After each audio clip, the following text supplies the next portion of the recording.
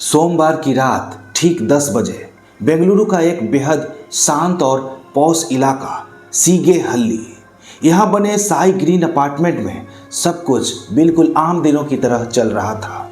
लोग अपने अपने घरों में डिनर कर रहे थे। तभी अचानक तीसरी मंजिल से एक ऐसी चीख गूंजती है जो पूरे फ्लोर के सन्नाटे को चीर देती है। एक पड़ोसी घबराकर जैसे ही अपने घर का दरवाजा खोलता है, उसकी नज़र सामने सीढ़ियों पर पड़ती है। वहाँ अपार्टमेंट की सीढ़ियों पर एक अधेड़ उम्र का आदमी रेंग रहा होता है, पूरा शरीर खून से लथपथ। वो मदद के लिए हाथ उठाता है, लेकिन उससे पहले कि कोई कुछ समझ पाता, वो वहीं अपनी आखिरी सांस छोड़ देता है। जब पुलिस इस फ्लोर के फ्लैट नंबर 304 के अंदर कदम रखती है, तो वहाँ का खौफनाक मंजर देखकर बड़े से बड़े पुलिस अफसरों के पैर कांप जाते हैं। अंदर एक नहीं, दो नहीं, बल्कि पूरे परिवार की लाशें बिखरी पड़ी थी। और सबसे बड़ा झटका तब लगता है जब पता चलता है कि इस कत्लेआम के पीछे कोई बाहरी कातिल नहीं, बल्कि इसी घर की सगी बड़ी बेटी थी। नमस्कार दोस्तों, मैं हरि सिंह आप सभी लोगों का अपने चैनल HD क्राइम रिकॉर्ड में बहुत बहुत स्वागत करता हूं। दोस्तों, आपकी लड़की यानी आपकी बेटी या बेटा घर छोड़ के किसी दूसरे शहर में या तो नौकरी कर रहा हो या फिर पढ़ाई के लिए गया हो, तो फिर आपको सतर्क होने की ज़रूरत है। यदि ऐसा है तो इस पूरे वीडियो को बहुत ध्यान से देखने की ज़रूरत है। आखिर आजकल हो क्या रहे हैं? आखिर आजकल इतने बच्चे बर्बाद कैसे हो रहे हैं? उनके जीवन में कौन कौन सी कठिनाइयाँ आती है जो उनके साथ साथ पूरे परिवार को तबाह कर देती है? तो दोस्तों, अगर ऐसा है तो ये वीडियो आपको जरूर देखना चाहिए। तो दोस्तों, आज जिस केस की बात कर रहे हैं वो कोई बरसों पुरानी कहानी नहीं है। ये घटना इसी साल यानी साल 2026 की है, जिसने पूरे देश को और खासकर IT सिटी बेंगलुरु को हिलाकर रख दिया है। दोस्तों, कहानी में आगे बढ़ने से पहले इस वीडियो को जन जन तक फैलाना है, क्योंकि ये वीडियो मेरी और आपकी नहीं है बल्कि पूरे समाज की है। और अगर आप समाज की सुरक्षा चाहते हैं तो वीडियो को लाइक जरूर कीजिए, बाद में पसंद आए तो इसको शेयर भी कीजिए, ताकि समाज के हर एक लोगों तक ये बात पहुंच सके। दोस्तों, इस रोंगटे खड़े कर देने वाली वारदात को समझने के लिए हमें सबसे पहले उस बदनसीब परिवार को जानना होगा। परिवार में सोम सुंदर, जिनका उम्र 55 साल, बेंगलुरु की एक बड़ी टेक कंपनी में सॉफ्टवेयर प्रोफेशनल थे। एक अच्छी सैलरी, समाज में इज्जत और शांत स्वभाव। और उनकी पत्नी 48 साल की मुथु लक्ष्मी एक घरेलू महिला थी जो अपने पूरे परिवार को संभालती थी। और उनकी सबसे छोटी बेटी जो कि 20 साल की थी, उसका नाम सुप्रिया था, जो कॉलेज में पढ़ रही थी और अपनी आंखों में सुनहरे भविष्य के सपने सजा रही थी। यह परिवार बेंगलुरु के मराठाहल्ली इलाके में अपने खुद के घर में रहता था।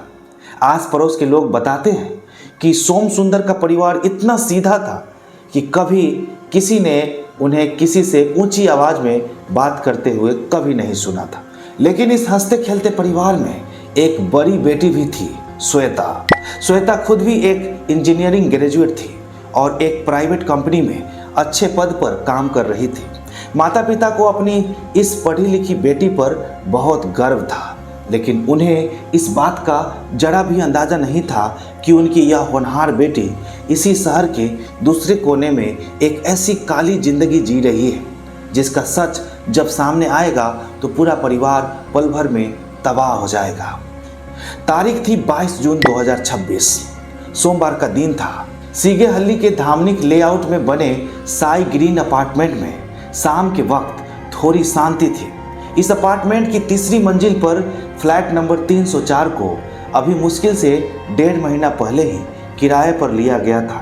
इसी फ्लैट में श्वेता अपने माता पिता से छुपकर अपने एक पुराने क्लासमेट और बॉयफ्रेंड केनेथ के साथ लिव इन रिलेशनशिप में रह रही थी। उस सोमवार की शाम तकरीबन 7 बजे सोम सुंदर, उनकी पत्नी मुथु लक्ष्मी और छोटी बेटी सुप्रिया इस फ्लैट पर पहुंचते हैं। पड़ोसियों ने उन्हें अंदर जाते देखा था। उस वक्त सब कुछ बिल्कुल नॉर्मल लग रहा था। फ्लैट के अंदर से कोई आवाज़ नहीं आ रही थी। नीचे गेट पर सिक्योरिटी गार्ड भी अपनी ड्यूटी कर रहा था, लेकिन उन बंद दीवारों के पीछे क्या भयानक साजिश चल रही थी, इसकी भनक किसी को भी नहीं थी। ठीक रात के 10 बजे अचानक फ्लैट नंबर 304 का दरवाजा खुलता है। सोम सुंदर, जिनके पूरे शरीर पर किसी भारी और धारदार हथियार से कई बार वार किए गए थे, वो अपनी जान बचाने के लिए रेंगते हुए फ्लैट से बाहर निकलते। वो सीढ़ियों की तरफ भागने की कोशिश करते, लेकिन जिस्म से इतना खून बह चुका था कि उनके पैर जवाब दे जाते। वो सीढ़ियों पर ही लुढ़क जाते हैं। उनकी आखिरी चीख सुनकर जब पड़ोसी बाहर आते हैं तो उनके होश उड़ जाते हैं। सीढ़ियों की दीवारों से लेकर फर्श तक हर तरफ सिर्फ खून ही खून फैला था। पड़ोसी बिना एक पल गंवाए तुरंत KR पुरम पुलिस स्टेशन को फोन करते। कुछ ही मिनटों में पुलिस की गाड़ियां सायरन बजाती हुई अपार्टमेंट के बाहर आकर रुकती है। जब सीनियर पुलिस अफसर सीढ़ियों पर सोम सुंदर की लाश देखते हैं तो वो भांप जाते हैं। यह कोई मामूली झगड़ा नहीं है। पुलिस की टीम बेहद सावधानी से फ्लैट नंबर 304 के अंदर दाखिल होती है। घर के अंदर पैर रखते ही जो नज़ारा सामने था वो किसी भी कमज़ोर दिल वाले इंसान को बीमार कर सकता था। हॉल से लेकर अंदर के कमरों तक हर जगह खून के निशान थे और सामान इधर उधर बिखरे पड़े थे। अंदर के कमरे में मुथु लक्ष्मी और 20 साल की मासूम सुप्रिया की लाशें पड़ी हुई थी। उनके शरीर पर बेरहमी से दर्जनों वार किए गए थे। हद से ज़्यादा खून बह जाने के कारण तीनों की मौके पर ही मौत हो चुकी थी। व्हाइटफील्ड के DCP साइदामुलू अदावत और उनकी टीम ने तुरंत पूरे क्राइम सीन को सील कर दिया। फॉरेंसिक एक्सपर्ट को बुलाया गया और उंगलियों के निशान जुटाए गए। लेकिन जैसे जैसे जांच आगे बढ़ी, पुलिस के सामने एक बहुत बड़ा और अजीब सवाल खड़ा हो गया। यह फ्लैट जिस श्वेता का था, वो और उसका साथी केनेथ दोनों उस पूरे अपार्टमेंट से गायब थे। उनका कहीं कोई अता पता नहीं था।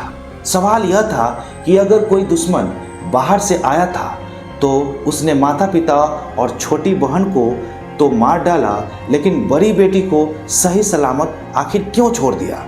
या फिर इस खौफनाक तिहरे हत्याकांड की कहानी इस घर के अंदर ही लिखी गई थी? पुलिस ने जब अपार्टमेंट के CCTV फुटेज को खंगालना शुरू किया तो उन्हें एक ऐसी फुटेज मिली जिसने इस पूरे केस का ही रुख पलट कर रख दिया। श्वेता और केनेथ उस रात कत्ल के बाद कहाँ भागे और क्या थी उस 30 लाख रुपए के बैंक नोटिस की सच्चाई जो इस पूरे हंसते खेलते परिवार की मौत का परवाना बन गई। साई ग्रीन अपार्टमेंट के फ्लैट नंबर 304 के अंदर का नज़ारा किसी हॉरर फिल्म से कम नहीं था। पुलिस की टीमें घर के कोने कोने से सबूत जुटा रही थी।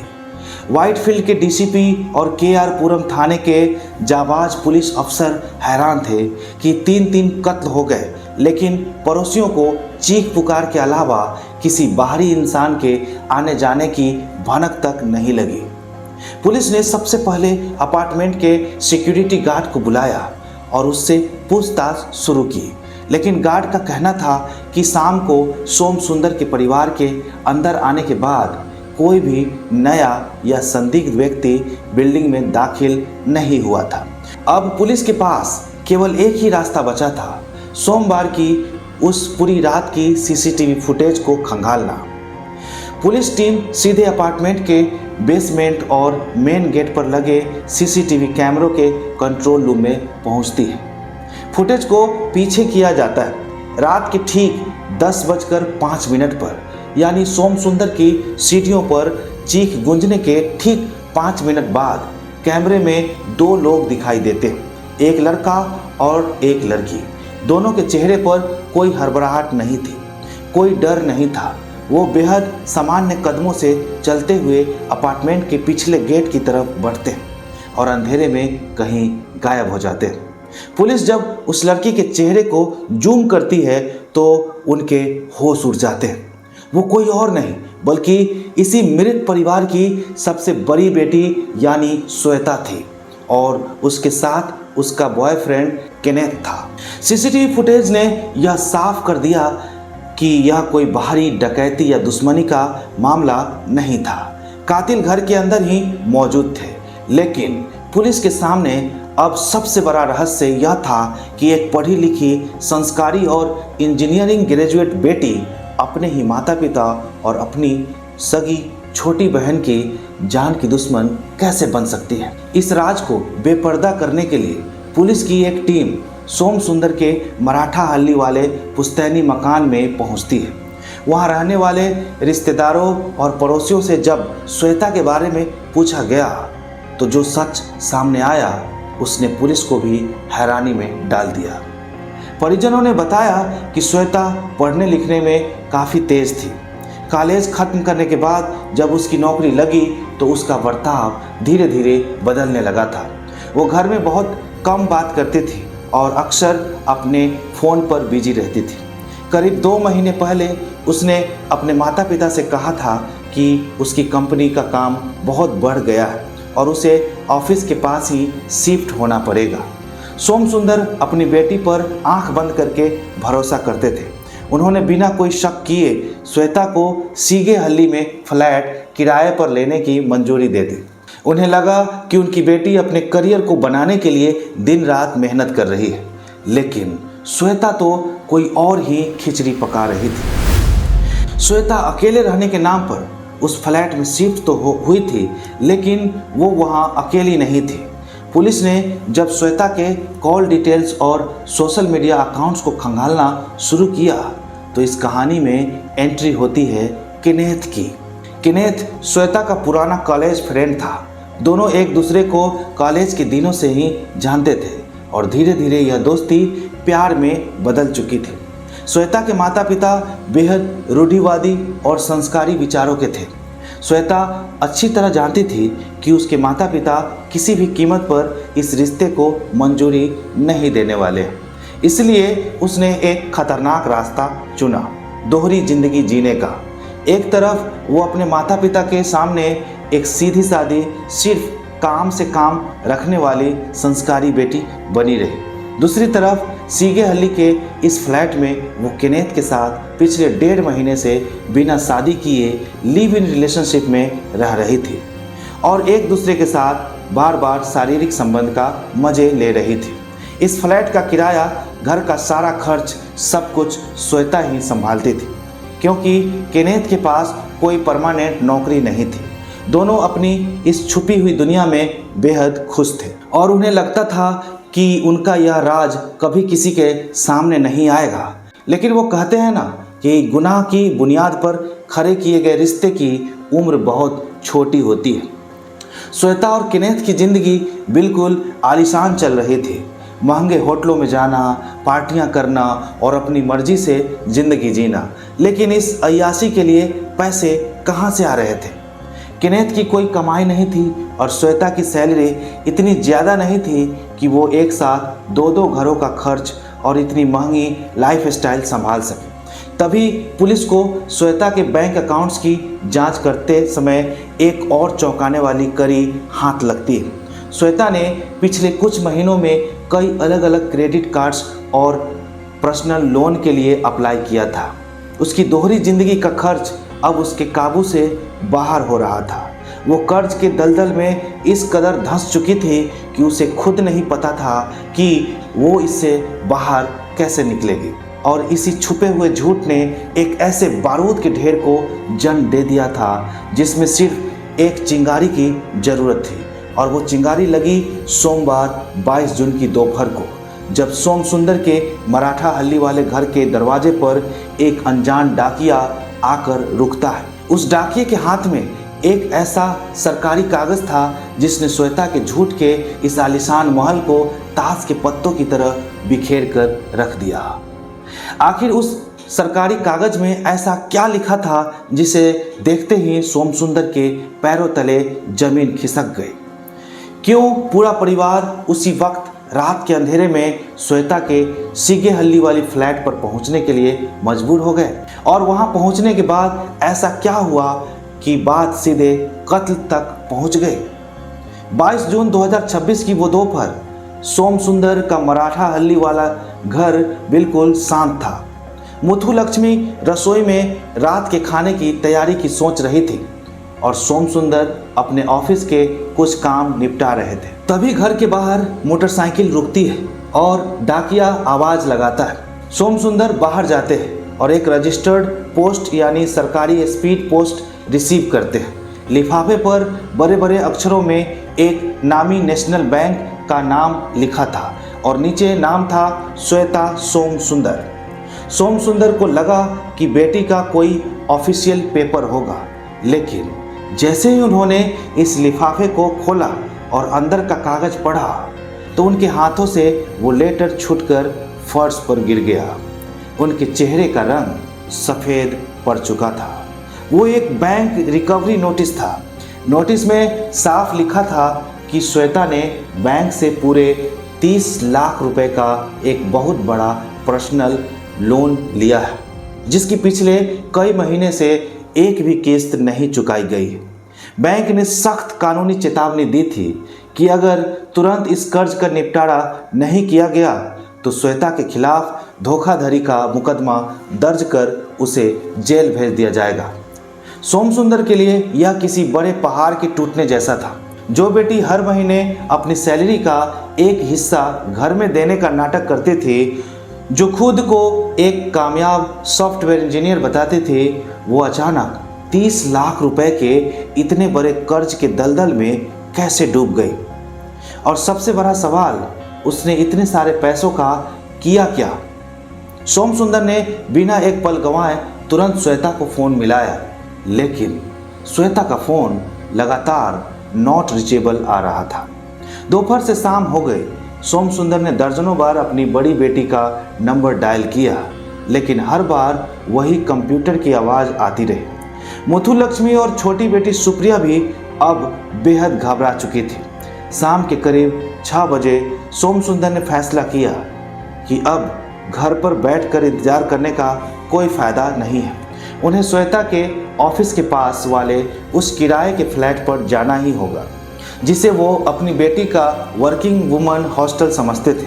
सोम सुंदर, मुथुलक्ष्मी और सुप्रिया तीनों एक कैब करते हैं और सीधे सीगेहल्ली के साई ग्रीन अपार्टमेंट के लिए निकल जाते हैं। उन्हें लग रहा था कि वो अपनी बेटी को इस मुसीबत से बचाने और उससे बात करने जा रहे हैं, लेकिन इस बात से बिल्कुल अनजान थे कि वो सीधे मौत के जाल में कदम रखने जा रहे थे। शाम के ठीक 7 बजे कैब अपार्टमेंट के गेट पर रुकती है। तीनों तीसरी मंजिल पर जाते हैं और फ्लैट नंबर 304 का दरवाज़ा खटखटाते हैं। अंदर श्वेता और केनेथ मौजूद थे। जैसे ही श्वेता दरवाज़ा खोलती है और सामने अपने पूरे परिवार को बैंक का वो खूनी नोटिस हाथ में लिए देखती है, उसके पैरों तले ज़मीन खिसक जाती है। उसका वो झूठ जिसे उसने बड़ी चालाकी से छुपा रखा था, अब पूरी तरह से बेपर्दा हो चुका था। परिवार जब फ्लैट के अंदर दाखिल होता है तो सोम सुंदर की नज़र वहाँ सोफे पर बैठे एक अनजान लड़के पर पड़ती है। वो लड़का कोई और नहीं, केनेथ था। सोम सुंदर पूछते हैं, यह कौन है और तुम इसके साथ यहाँ क्या कर रही हो। अब श्वेता के पास छुपाने के लिए कुछ नहीं बचा था। उसने बेहद ठंडे और कड़े लहजे में सच उगल दिया। उसने कहा, यह केनेथ है, मेरा बॉयफ्रेंड, और मैं इसके साथ पिछले 1.5 महीने से यहाँ लिव इन में रह रही हूँ। सोम सुंदर और मुथुलक्ष्मी के लिए यह दूसरा सबसे बड़ा झटका था। जिस बेटी को उन्होंने अपनी पलकों पर बिठाया, उसने समाज और परिवार की परवाह किए बिना यह कदम उठा लिया था। उसके बाद सोम सुंदर ने वो बैंक का नोटिस श्वेता के मुंह पर मारा और चिल्लाकर पूछा, और ये क्या है, ये 30 लाख रुपए कहाँ गए। यहाँ पर केनेथ बीच में बोल पड़ता है।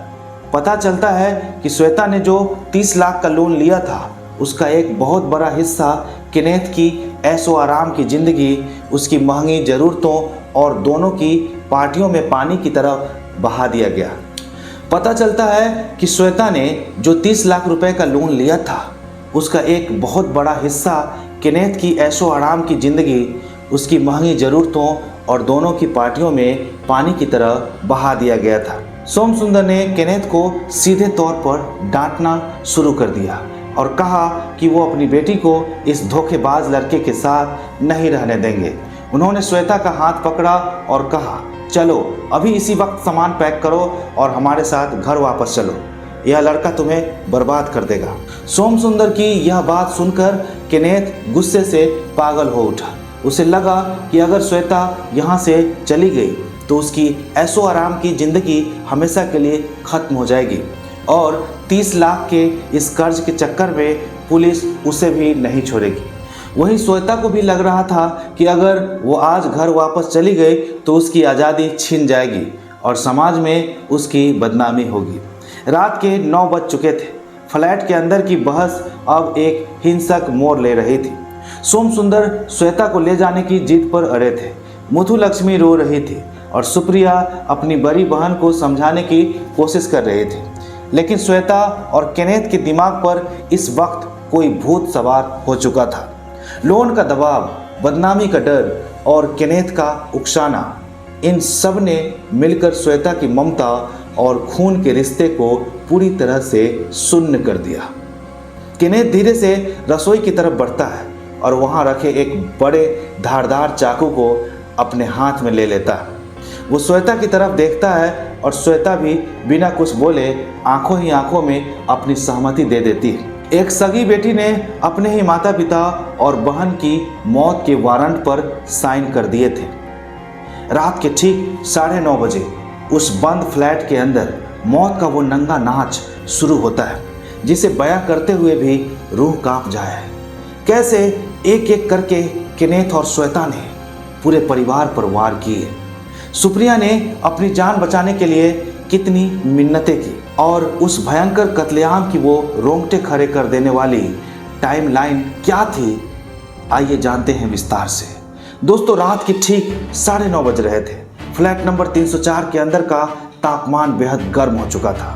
सोम सुंदर लगातार श्वेता को अपना सामान समेटने के लिए कह रहे थे। मुथुलक्ष्मी सोफे पर बैठकर रोए जा रही थी और छोटी बहन सुप्रिया अपनी दीदी के सामने हाथ जोड़ रही थी कि वो घर वापस चल पड़े। लेकिन श्वेता के दिमाग पर इस वक्त बदनामी का खौफ और केनेथ की मोहब्बत का ऐसा अंधा चश्मा चढ़ा था कि उसे सामने खड़े अपने बूढ़े माँ बाप दुश्मन नजर आ रहे थे। केनेथ रसोई घर से धारदार हथियार लेकर सीधे हॉल में आता है। सोम सुंदर अभी कुछ समझ पाते इससे पहले ही केनेथ पूरी ताकत से सोम सुंदर की गर्दन पर हमला कर देता है। सोम सुंदर अरे ये क्या कर रहे हो कहकर नीचे गिर पड़ते। खून का पहला फव्वारा सोफे और फर्श पर बिखर जाता है। यह देखकर मुथुलक्ष्मी और सुप्रिया की रूह कांप जाती है। वो दोनों जोर जोर से चीखने चिल्लाने लगती है। मुथुलक्ष्मी अपने पति को बचाने के लिए केनेथ की तरफ झपकती है, लेकिन तभी पीछे से उनकी खुद की सगी बड़ी बेटी श्वेता अपनी मां के बाल पकड़कर उन्हें पीछे खींचती है। केनेथ बिना कोई रहम खाए मुथुलक्ष्मी के सीने और पेट पर एक के बाद एक कई वार कर देता है। वो तड़पती हुई वही फर्श पर गिर जाती है। जिस मां ने श्वेता को 9 महीने अपनी कोख में पाला था, वो अपनी ही बेटी के सामने तड़प तड़प कर दम तोड़ देती। अब उस खून से सने कमरे में सिर्फ 20 साल की सुप्रिया बची थी। उसने अपनी आंखों के सामने अपने पिता और अपनी मां को खत्म होते हुए देखा था। वो डर से पूरी तरह कांप रही थी। वो भागकर कमरे के एक कोने में छुपने की कोशिश करती है और अपनी बड़ी बहन श्वेता के पैर पकड़ लेती है। वो रोते हुए कहती है, दीदी मुझे छोड़ दो, मैं किसी को कुछ नहीं बताऊंगी। दीदी मुझे प्लीज, मुझे मत मारो। सोचिए दोस्तों, एक 20 साल की मासूम लड़की जो अपनी बड़ी बहन को अपनी रोल मॉडल मानती थी, वो अपनी जान की भीख मांग रही थी, लेकिन श्वेता के दिल में इस वक्त दया का एक कतरा भी नहीं बचा था। श्वेता खुद केनेथ से कहती है, इसे मत छोड़ना, ये सबको सच बता देगी।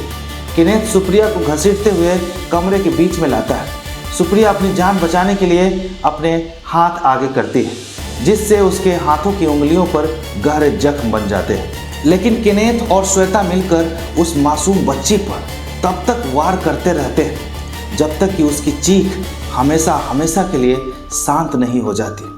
सिर्फ 15 मिनट के अंदर एक हंसता खेलता परिवार लाशों के ढेर में तब्दील हो चुका था।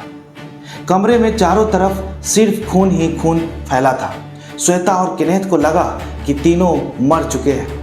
वो दोनों अपने कपड़ों पर लगे खून को साफ करने के लिए बाथरूम की तरफ जाते हैं, लेकिन कातिलों को यह अंदाज़ा नहीं था कि सोम सुंदर की सांसें अभी थमी नहीं थी।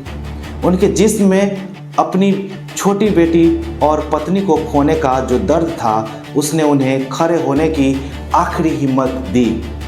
सोम सुंदर बेहद कमजोरी और लड़खड़ाते कदमों से उठते हैं। वो जानते हैं कि वो अब ज़्यादा देर जिंदा नहीं बचेंगे, लेकिन वो इन कातिलों को बेनकाब करना चाहते थे। वो भारी शरीर और बहते खून के साथ फ्लैट का दरवाज़ा खोलते हैं और बाहर सीढ़ियों की तरफ भागते हैं, लेकिन सीढ़ियों तक पहुंचते पहुंचते उनका पूरा खून बह चुका था। वो वहीं गिर पड़ते और एक आखिरी चीख मारते। वो पड़ोसियों को सुनाई देती। इधर बाथरूम से बाहर निकलते ही जब श्वेता और केनेथ देखते हैं कि सोम सुंदर गायब है और फ्लैट का दरवाज़ा खुला है, तो उनके होश उड़ जाते हैं। वो बाहर झांकते हैं और देखते हैं कि सोम सुंदर सीढ़ियों पर दम तोड़ चुके हैं और पड़ोसियों के दरवाज़ों में हलचल शुरू हो चुकी है। अब उनके पास वहाँ रुकने का एक सेकेंड भी समय नहीं था।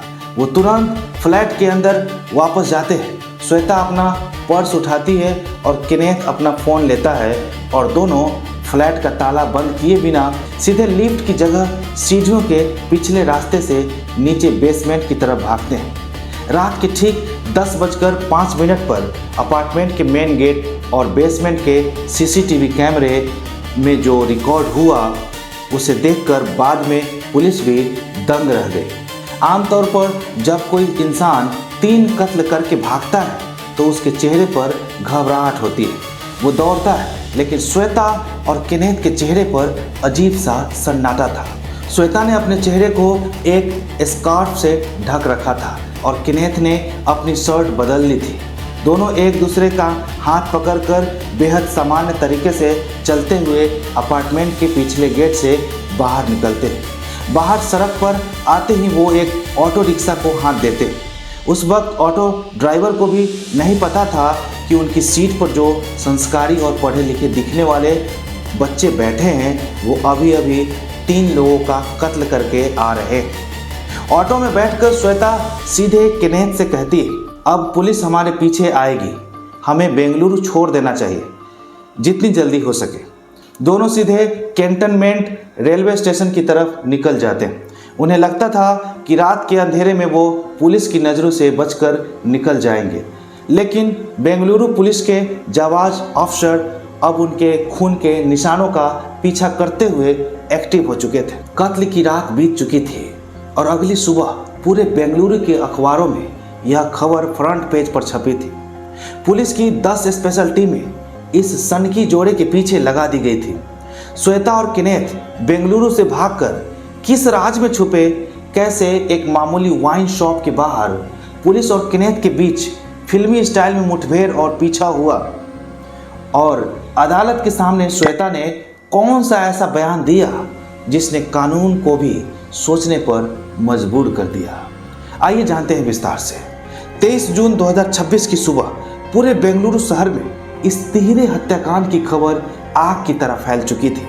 अखबारों से लेकर न्यूज चैनलों तक हर जगह सिर्फ एक ही सवाल था, कहाँ छुपी है वो खूनी बेटी।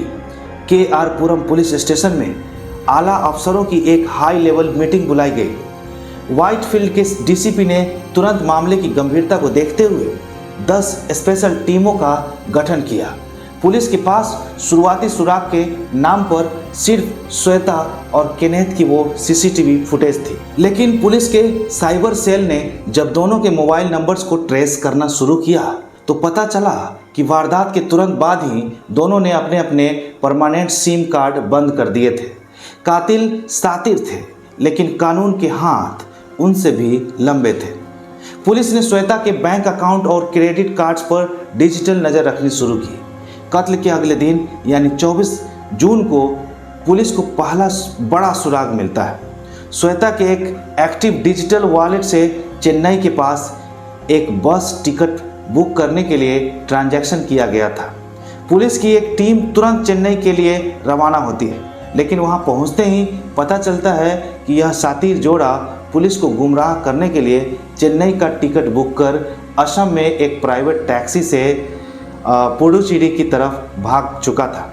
पुडुचेरी एक ऐसा केंद्र शासित प्रदेश जो अपनी खूबसूरत समंदर की लहरों और टूरिस्ट की भीड़ के लिए जाना जाता है। श्वेता और किनेत को लगा था कि इस भीड़ में वो आसानी से गायब हो जाएंगे।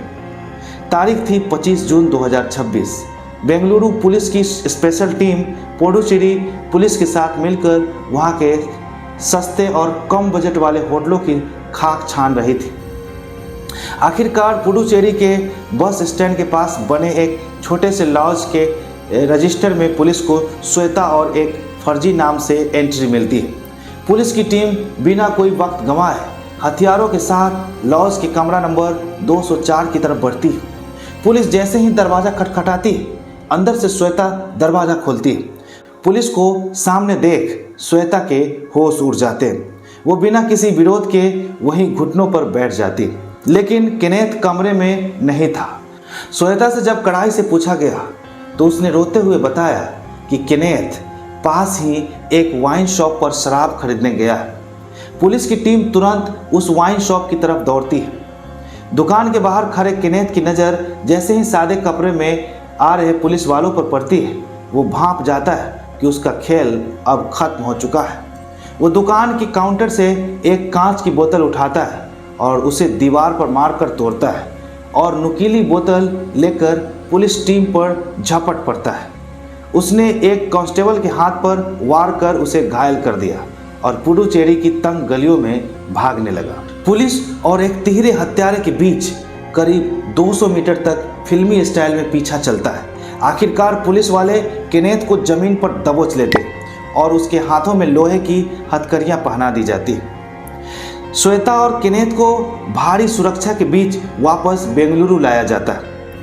जब केआर पुरम थाने के लॉकअप में श्वेता को महिला पुलिस कर्मियों के सामने पूछताछ के लिए बिठाया गया तो पुलिस अफसरों को उम्मीद थी कि वो रोएगी, अपने माता पिता और छोटी बहन की मौत पर अफसोस जताएगी, लेकिन श्वेता के चेहरे पर जो बेरुखी थी उसने सबको हैरान कर दिया। उसने ठंडे लहजे में पुलिस से कहा, मुझे अपने किए पर कोई पछतावा नहीं है। मेरे माता पिता हमेशा मेरी ज़िंदगी को कंट्रोल करना चाहते थे। मैं किसके साथ रहूं, कैसे जीऊं, ये सब वो तय करते थे। उन्होंने मेरी आज़ादी छीन ली थी और वो 30 लाख का लोन, अगर वो उस रात उस नोटिस को लेकर मेरे फ्लैट पर ड्रामा न करते तो वो आज जिंदा होते। सोचिए दोस्तों, जो माता पिता अपनी बेटी को कर्ज के दलदल से निकालने और उसे एक धोखेबाज लड़के से बचाने गए थे, उनके लिए इस बेटी के दिल में सिर्फ नफरत थी। श्वेता ने कबूल किया कि कत्ल की पूरी प्लानिंग उन दोनों ने ही मिलकर की थी ताकि वो सोम सुंदर की प्रॉपर्टी और बैंक बैलेंस को अपने नाम कर सके और हमेशा के लिए अपनी अय्याशी की जिंदगी जी सके। जुलाई 2026 के इस हफ्ते में बेंगलुरु की स्थानीय अदालत ने श्वेता और किनेत की पुलिस कस्टडी को बढ़ाते हुए उन्हें जेल भेज दिया गया। पुलिस ने इस केस में इतनी पुख्ता चार्जशीट तैयार की है जिसमें सीसीटीवी फुटेज, सीढ़ियों पर सोम सुंदर के खून के निशान, सुप्रिया के नाखूनों से मिले किनेत के डीएनए सैंपल और पुडुचेरी से बरामद खूनी हथियार शामिल हैं। कानूनी जानकारों का मानना है कि इस जघन्य और रेयरेस्ट ऑफ द रेयर अपराध के लिए दोनों को फांसी या फिर आखिरी सांस तक उम्र कैद की सजा मिलनी बिल्कुल तय है। दोस्तों, इस खौफनाक और रोंगटे खड़े कर देने वाले केस ने हमें एक बहुत बड़ा सबक दिया। पैसा, कर्ज और अंधा प्यार इंसान को किस कदर अंधा बना सकता है कि वो अपने ही खून के रिश्तों को बेरहमी से काट डालता है। सोम सुंदर, मुथुलक्ष्मी और मासूम सुप्रिया को कभी इंसाफ की उम्मीद नहीं रही होगी, लेकिन कानून आज उनकी आत्मा को शांति दिलाने के लिए खड़ा है। इस दिल दहला देने वाले केस पर आपकी क्या राय है? क्या श्वेता जैसी बेटी को समाज में कभी माफ़ी मिलनी चाहिए? नीचे कमेंट बॉक्स में अपनी राय जरूर लिखें। अगर आपको हमारी यह डीप रिसर्च और सच्ची घटना पर आधारित रिपोर्ट पसंद आई हो तो HD क्राइम रिकॉर्ड चैनल को अभी सब्सक्राइब कर लीजिए और बेल आइकन जरूर दबा लीजिए। वीडियो को लाइक करिए और अपने दोस्तों के साथ शेयर जरूर करिए। और दोस्तों, इस अपराध भरी दुनिया में खुद और अपने पूरे परिवार पे बिल्कुल ध्यान रखिए, सतर्क रहिए, सुरक्षित रहिए और देखते रहिए HD क्राइम रिकॉर्ड, ताकि भविष्य में आपकी सतर्कता हमेशा बनी रहेगी और आपके साथ कभी ऐसा कुछ नहीं होगा। तो दोस्तों, वीडियो को अंत तक देखने के लिए आप सभी लोगों को बहुत बहुत धन्यवाद। जय हिंद।